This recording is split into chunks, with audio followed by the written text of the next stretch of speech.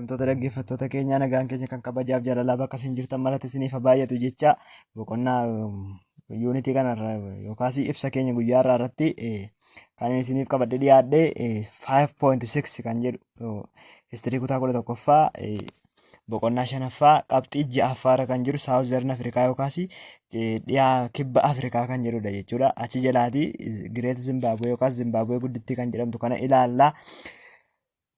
So far, we have seen some of the centers of culture and civilization of the ancient and medieval world that produced in North, East, West and Central Africa.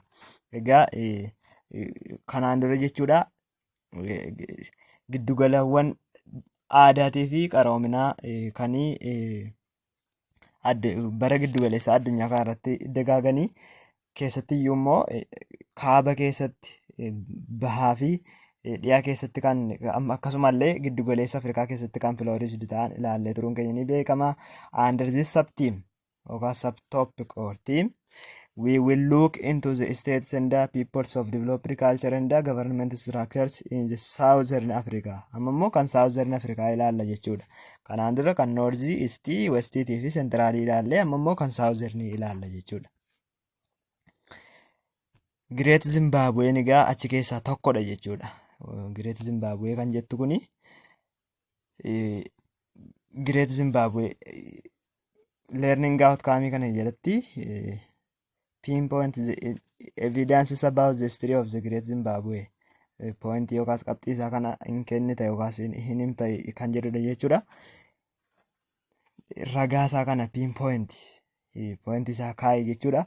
Identify the economic basis of the kingdom. Economic base yookaas bu'uura dinagdee isaanii kana sadda baasi jedha. Explain briefly the causes for the end of the Great Zimbabwe. Xumura Zimbaabuwee guddittii fi sababa kan ta'u sirriitti ibsi jedha. Isa kana gara xumuraa irratti kan ilaallu yoo ta'u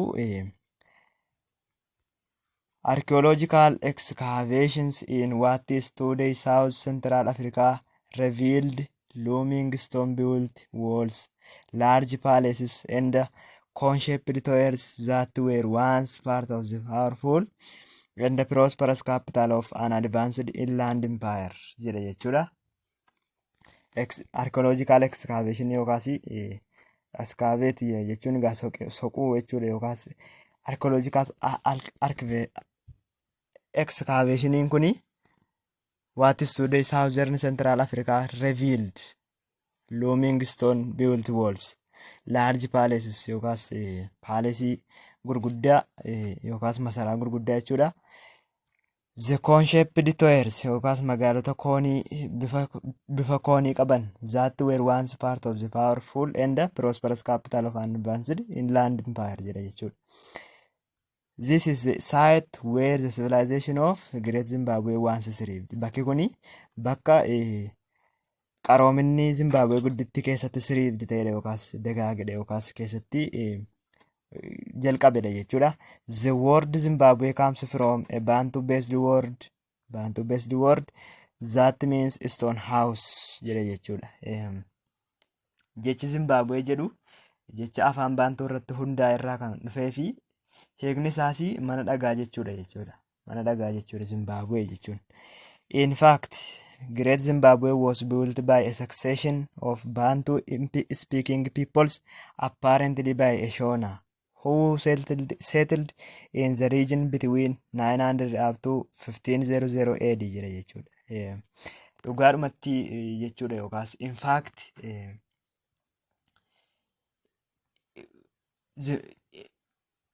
Zimbaabuwee guddittiin yookaas hiikni Zimbaabuwee gaa mana dhagaadha jechuudha jenne. Zimbaabuwee guddittiin uummattoota afaan Baantuu kan dubbataniin kan ijaaramte yookaas biilti taatedha. Ifatti yookaas dhugaadhumatti immoo uummata Shoonaatiin ijaaramuu isheeti jechuudha. Uummata Shoonaatiin kan ijaaramtedha jechuudha. In fact Shona peopleidhaan apparently by Shona people who settled in region between bara 900 hanga 1500 gidduutti kan naannoo sana keessa jiraachaa turanidha jechuudha. Shona peopleiin kuni these newcomers brought iron mining methods and improved farming skill jedha jechuudha. Isaanis egaa naannoo kana keessattuu bara 900 hanga 1500 keessa jiraachaa turan jennee qubattootni haaraan dhufan kun mala hojii sibiilaa iron workingii maloota ittiin albuuda baasan yookaas maayiningii kan jennuu fi dandeettii hojii qonnaa fooyya'aa fidan jechuudha. Uummanni dhufanii haaraa ta'anii keessa qubatan kun jechuudha. Early settlers raised cattle and built stone enclosures to protect their livestock jedhe jechuudha. Jiraattonni jalqabaa naannoo kanaa mala ijaarsaa fooyyessuudhaan masaraawwanii fi dallaawwan gurguddoo ijaaranii turan jechuudha. Warroonni duraan keessa jiraatan kun jechuudha. Protect their livestock kana isas early settlers raised cattle and built stone enclosure to protect their livestock isaanii kana eeggachuudhaaf jechuudha. With the passage of time, these settlers improved their building methods and erected impressive large walls and palaces jedhe jechuudha. Inni kuni jiraattonni jalqabaa naannoo kana jiraatan yookaas warri shoonaa kuni mala ijaarsaa fooyyessuudhaanitu masaraawwan yookaas paalesiidhaa fi dallaawwan gurguddaa ijaaranii turan jechuudha. Dallaawwan gurguddaa ijaaranii turan. The capital reached its height by the dawn of 14th century, probably about 1300 AD jedhe jechuudha. Impaayerri kun yookaas yeroo sanatti magaalaa guddoon ishee sadarkaa olaanaarra kan geesse kufaatii yookaas end of yookaas decline of 14th century yookaas kufaatii jaarraa 14ffaa booda jechuudha. Tilmaamaan naannoo bara jaarraan 14ffaan kun tilmaamaan naannoo bara 1300 AD keessadha jechuudha. Magaalaa guddoon isaanii sadarkaa olaanaarra kan ga'e bara kanadha. By then it had tapped nearby gold resources and cultivated profitable commercial links with coastal cities such as Sofala and Kilwa jedhe jechuudha. Yeroo kana keessa jechuudha yeroo sanatti qabeenya warqii naannoo isaa jiru sana rukutee walitti dhamiinsa yookaas kontaaktii daldalaa bu'a qabeessa magaalota qarqara galaanaa kanneen akka Sofaalaatiif Kilwaa wajjiniin horateera jechuudha. Impaayerri kun kan naannoo isaa sana jiran kana rukutee harka isaa jala galfachuudhaanitu walitti dhufeenya daldalaa kana Kilwaa fa'aa kana wajjiniin horate jechuudha.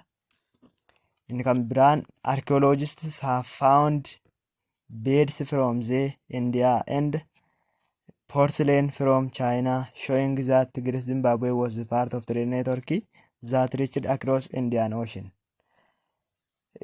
Kan jedhu kuni archaeologistoonni kuni have found beds from the India and the porcelain from China.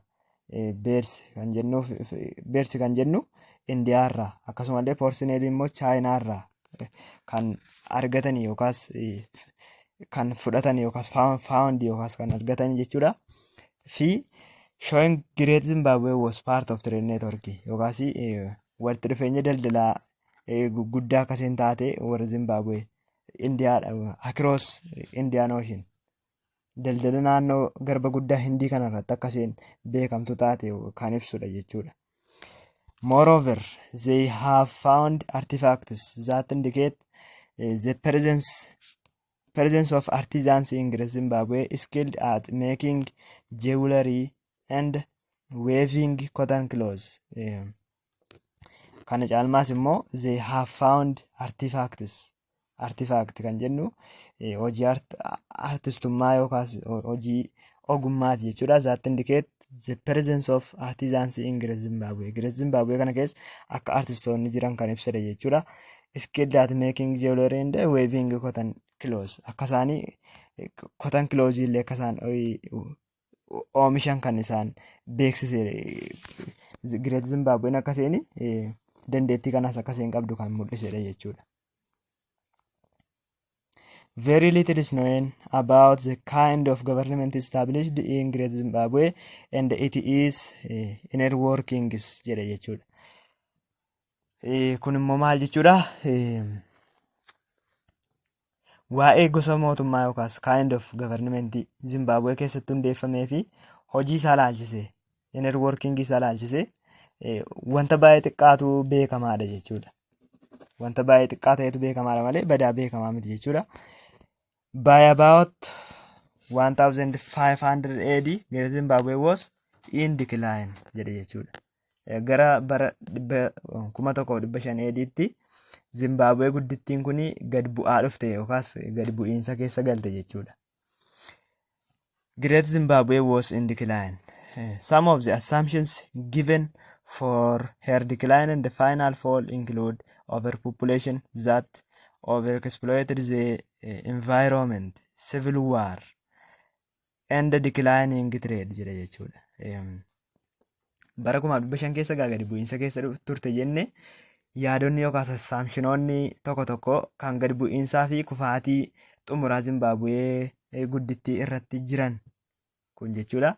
Baay'ina uummataa yookaas overpopulationii that brings the over exploitation of environment kan jennu itti fayyadame kan namoonni humnaa ol akka naannootti fayyadamaman kan taasisedha jechuudha. Overpopulationii kan jennu sababa kufaatii ishee keessaa tokkodha. Waraana siviilii yookaan siviil waarii fi gad bu'iinsa daldalaati jechuudha. Kan kufaatii Zimbabwee guddittii kanaaf sababa ta'e jechuudha. By then Portuguese traders were pushing inland to find the region's source of gold jedhe jechuudha. Yeroo kana keessa jechuudha warri Poorchugaalii madda warqii yookaan source of gold naannoo kan argachuudhaaf dhiibbaa geessisaa turaniiru jechuudha. Dhiibbaa irratti geessisaa turan. But it is still ruins remain to this day, leaving behind its former importance jedhe jechuudha. Former importance. Dhuma irratti bakki Zimbabwee gudditti remain this ruins jennu yookaan kan jennu yookaan sofofa yookaan caccabaa mana sanaa yookaan dhagaa sana remain this day, leaving behind its former importance. Faayidaa isaa booddee kan iddoo sana keessatti remain ta'e turedha jechuudha. Finally, the place of Great Zimbabwe was taken over by the Kingdom of Monopotapa jedhe jechuudha. Inni kun immoo maal jechuudha? Dhuma irratti yookaas finally bakki Zimbabwee gudditti mootummaa Monopotapaatiin fudhatame jechuudha. Yookaas kan inni ittiin taken over kan ittiin fudhatamedha jechuudha. Activity 5.6 kan jedhu gaaffii tokkoffaan akkas jedha. Mention the assumed factors that led to the decline and the fall of Great Zimbabwe jedha jechuudha.